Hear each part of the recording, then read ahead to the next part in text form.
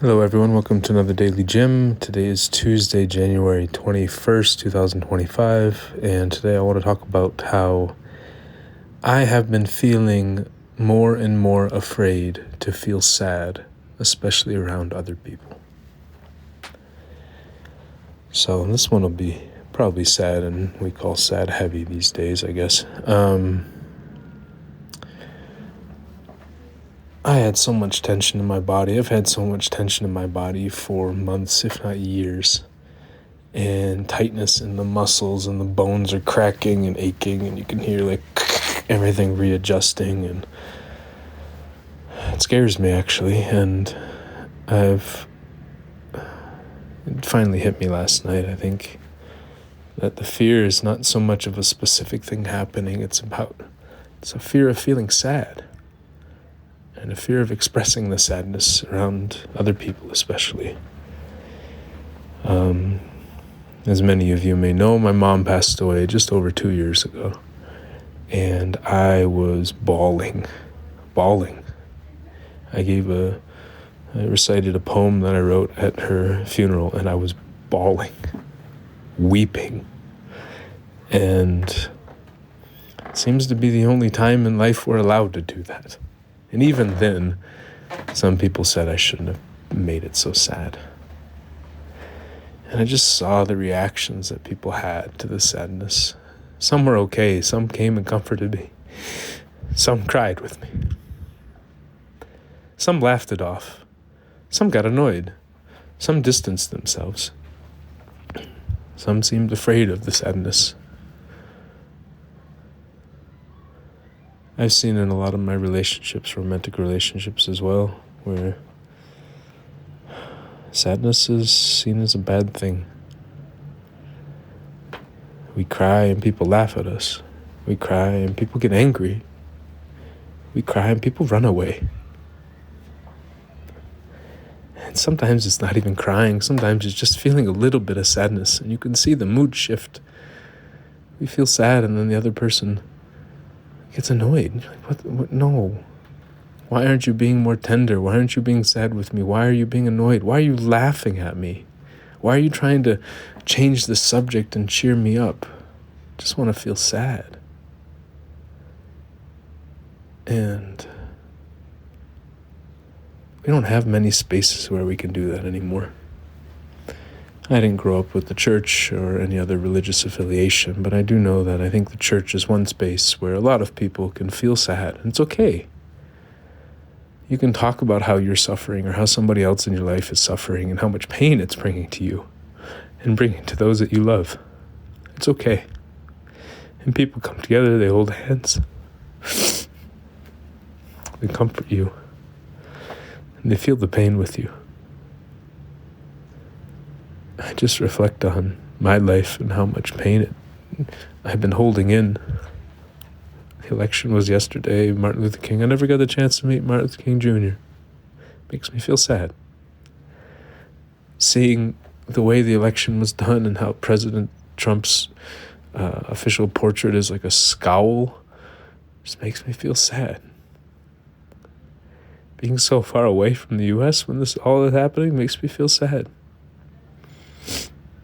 Seeing how relationships have changed throughout my life based on some of the choices I've made for work and some of the choices I've made for lack thereof for not making any money. It makes me feel sad just seeing some broken relationships. Makes me feel sad thinking about my mom.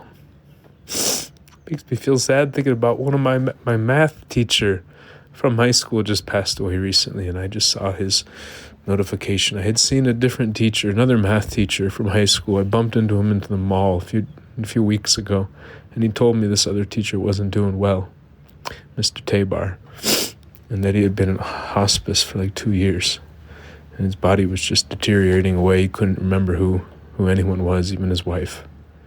I had wanted to go see him, but I didn't. And he may not even notice that I was there, but so I feel sad that I didn't go. There's just so much sadness There's so much sadness. I was talking with a friend yesterday, and he was all, Trump is full of love. Trump is going to save the world against these wicked souls, da da da da da. And you know what happened? We finally got down to the real issue, that his mom died during COVID. Not because she had COVID, but because she was in a place where they were so afraid of COVID that they weren't treating other patients. And he hadn't seen her in 10 years. And he was supposed to see her just like a month after that. And then he tried to go to the U.S. to see his siblings, and his visa got denied. So he couldn't even go and grieve with his siblings. There's just a lot of sadness going around in the world right now. We're not talking about it. We're not feeling it. We're just shoving it down. We're so afraid. We're so angry. We're so resistant to all this sadness. And my, it comes out in weird ways, dangerous ways. How many people are addicted to alcohol and marijuana and harder drugs and porn and gambling and working and all these different things because we're just running away from the sadness. Just running away from the sadness. But the sadness is still there. It's part of life. It's part of love. How are we supposed to live and love in this world if we don't feel sad? When we feel sad, we feel the closest to people. When we feel sad, it reminds us that we love people, we care about people, we care about ourselves.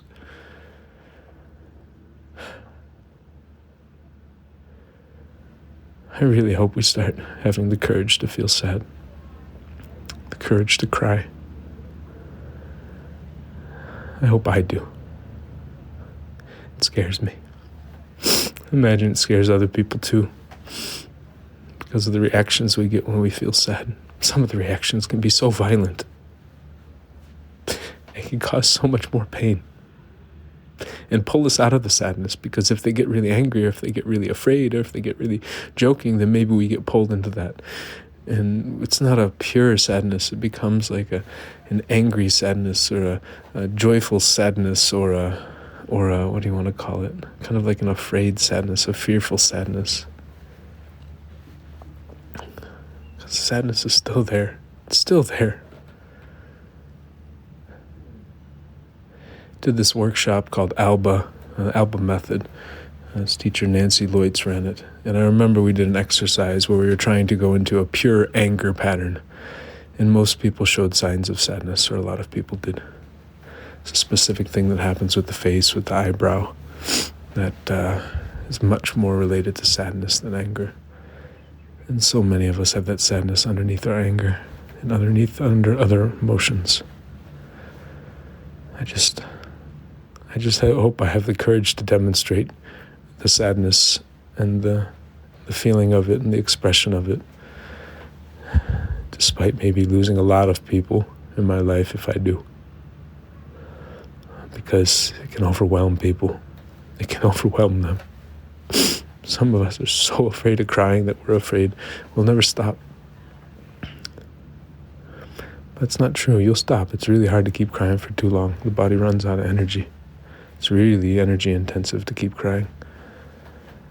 So,